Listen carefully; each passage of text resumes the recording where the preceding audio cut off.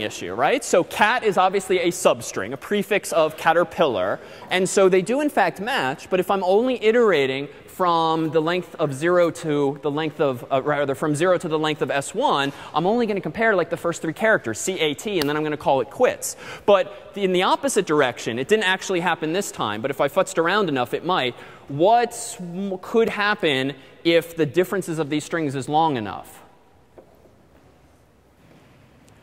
So I'm going to start comparing CAT, but what am I going to hit once I get to the 4th location? If the one word is caterpillar and it's first, and then cat is the second word.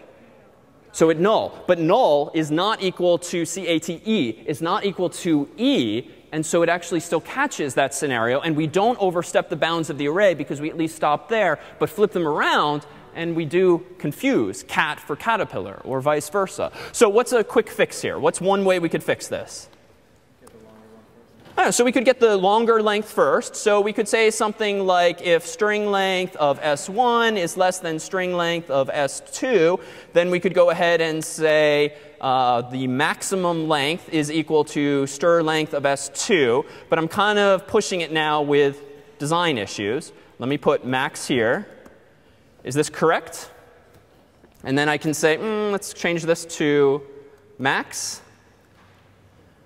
So this kind of helps, but I'm still kind of doing something stupid. What's the quickest way to just check if 2 strings are not the same? Right, if it's not the same length, right? I could actually have a check like if string length of S1 does not equal the string length of S2, you don't need to iterate over anything. You can just immediately yell at the user and say, obviously not the same, right? Because they're different lengths. And then, so long as I have my curly braces here, I can return 1 here. And then, if I get to this point here, now does it matter which string length I use? So now I can use either because they're equivalent. So there's a couple optimizations that are possible here. But now I can respond to the user in a couple different ways. I can say, they're obviously the different because they're not even the same length, or same length but different things. Now here too, not perfect design. So correct, I think, at this point.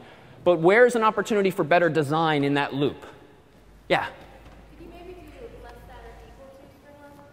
OK, so what if we did less than or equal to string length of S1? What would that have us comparing in addition to the string itself? So it would have us comparing the null character. And now, just to push back, is that necessary? So this is not incorrect, but it doesn't really gain us much. And if anything, we're spending an extra bit of time now, because if we already know the lengths of the strings are the same, and we already know that in C, every string ends with \0, it's sort of a waste of our time to bother comparing the \0. We can stop one short of that. So not incorrect, but we're just wasting an extra iteration. Yeah? Would it be more efficient to store string length of S1 as an integer? Yeah. Exactly. So this is subtle. And frankly, it's kind of elegant, right? We've kind of preached the idea of making these succinct lines of code that are just very straightforward. But the problem here is that the condition in a for loop is evaluated not once, but on every iteration, right? Because you have to check, is it time to break? Is it time to break? Is it time to break? So every time you check that condition, you're comparing I against the current length of S1. But what is the current length of S1 on every iteration? Well, it's the same as the very first one. So a common technique would be, don't call functions in your conditions. Rather, move this over here, introduce something like n, and assign it to the string length, and then iterate from I to n. Even here, there's still an opportunity for a slight improvement, because what am I doing that's still slightly foolish?